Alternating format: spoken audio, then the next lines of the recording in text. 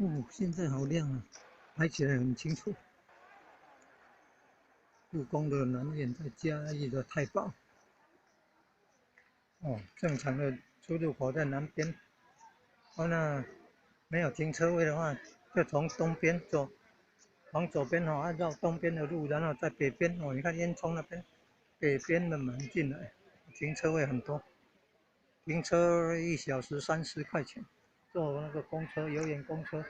成人票60块钱，坐正前方这个接驳车50块钱，